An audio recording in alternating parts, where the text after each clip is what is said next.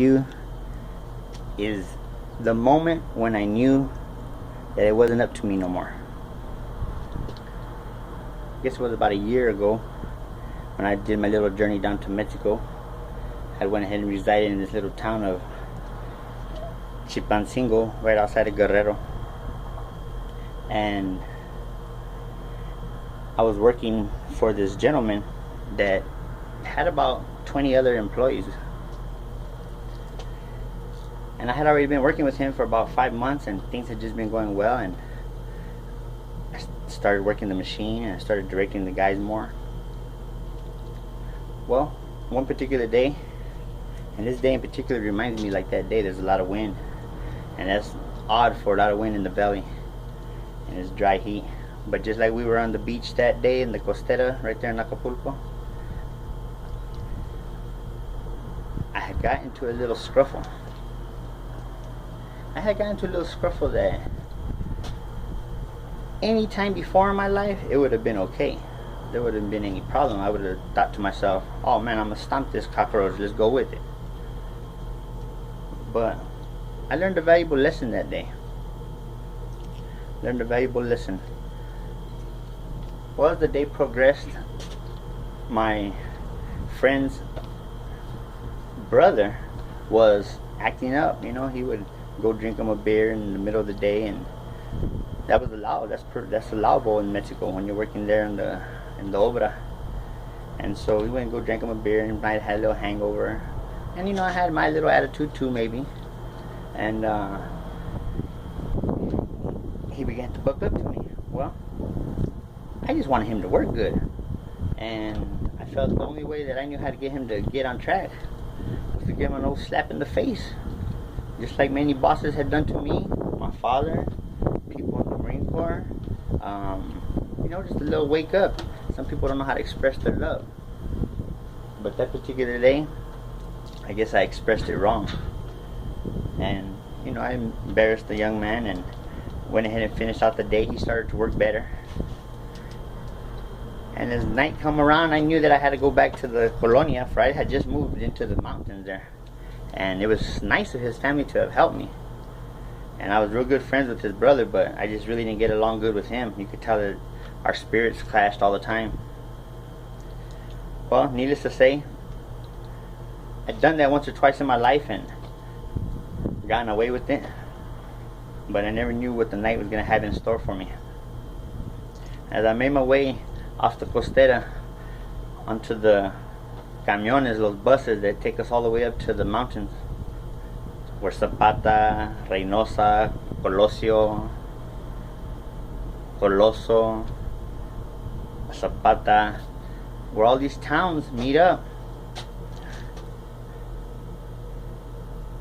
There we were, and to get to the house we had to climb up this cerro all the way up to the top of this mountain. And such hard working people. I mean, you work all day like a slave, hardcore, and then you know, you get off bus, you enjoy your little ride on the bus, and if you can sit down, you can sit down, but if not, it's packed to the gills. Está llenísimo. And you say, I'm just glad to be home, but you still have another 10-20 minutes walking up this mountain, burning your thighs if you're dehydrated. Well, the day finished out good. I'm on my way home. I kind of had a feeling that I was going to come into something, but I didn't expect what happened. So I get to the my good friend, very nice gentleman, very good person. I get to his little cottage. In that particular part of town, they lived on the highest cerro, on the highest mountain, and they had houses of wood, casas de madera, de árboles chiquitas, y con las palmas, the palm trees, they'd cut them down and they nailed them for the facing, la cara de la casa, puro palmas, con techos de palampa.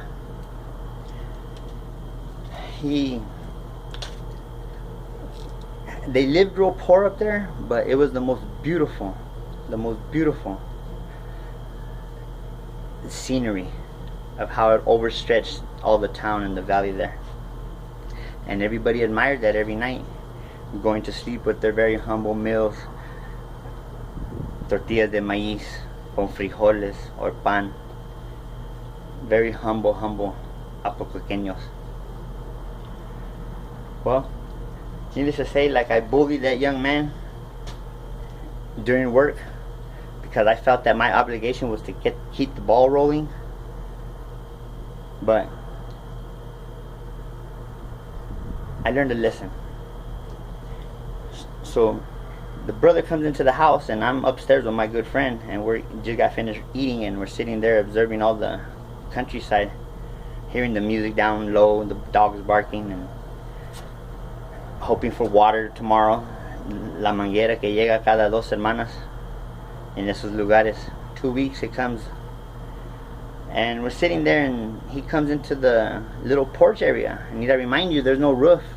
The little bedroom house is just right there. And I just slept outside. Me puse una lona, me dormí afuera, me busqué las estrellas. Todo chido. Mañana voy a regresar a la playa. Pero he cold cut me. He punched me. And it didn't hurt. It didn't hurt. I was willing to let it be right there. I got my same embarrassment back. I was tired. I just wanted to go to sleep. It wouldn't have been the first time, not going to be the last time that I got cold cutted. About 2 months prior to that, I got jumped by 3 youngsters, and they hurt me so bad in one of my ribs.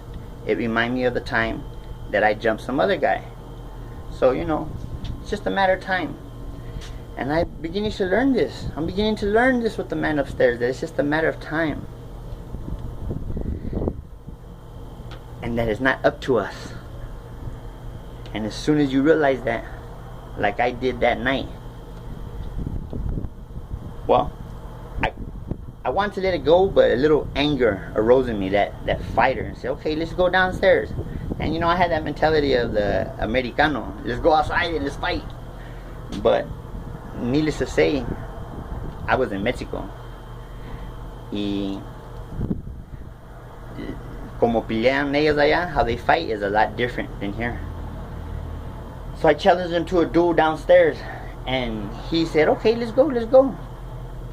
And he started walking downstairs, and he got down further. I seen him pick up a step or two, and need I remind you, it's just on top of dirt with little logs, very primitive steps.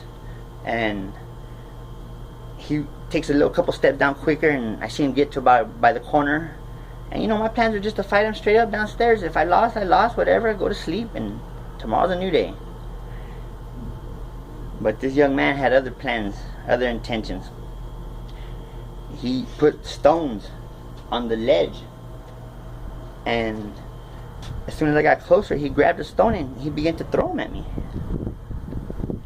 I've been in a lot of tough situations in my life, but needless to say, this was one of the most eye-opening ones ever.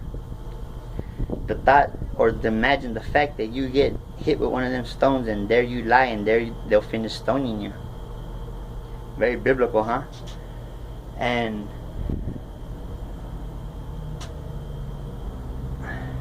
I turned this way, I turned that way, I dunked, I jumped. Seems like I just did supernatural stuff. That I was so exhausted and tired that day. I knew that there was consequences. I hoped they weren't going to land that day. And if it was going to be a fight or an ass whooping, I was ready for it. But to dodge medium size, at least about that size right there, of a boulder, just the perfect hand throwing. And I remember 3 good times they came past my head, and one of them indistinct. In the middle, I heard it. And so I scattered my way up to the top, and I remember so distinctively the move was kind of just like this and like that, and they had just all zoomed through. Now, you know, I always give credit to the man upstairs. Jesus has always taken care of me ever since I had a tumor on my liver when I was young. And that's when I had begun to understand and realize the fact that it's not up to us. It's up to Him when He's ready to call us. And many times over and over, I've had close encounters and close calls, and I have been yet spared again. So you start to have a recollection and a understanding and a wanting to know more wisdom of who's in control. And when you have that kind of recollection of who's in control, then it gives you more liberation, more things to do, more freely. You don't feel bound. You don't feel tied. You feel free. He who's free is free indeed. And it comes in a lot of different ways. But that just happened to be how I experienced mine. I appreciate you letting me share this story with you. It's something that's been sitting on my heart, and this is just a seedling of this story. I have it in my mind of how it happened, how the pigs were even scattering, running that day. Los cuchis estaban corriendo. Y that particular night, after I dodged the bullets and the rocks and stuff, after I dodged the rocks, he stood downstairs and he was just mad, irate. And there I was up on top, and I was furious. I wanted to do ugly stuff too, you know. I wanted to say, the hell with what I'm going to do with it. But when you come down and think about it, there's a lot more loyal friends of them than there are of this gabacho. Él tenía más amigos.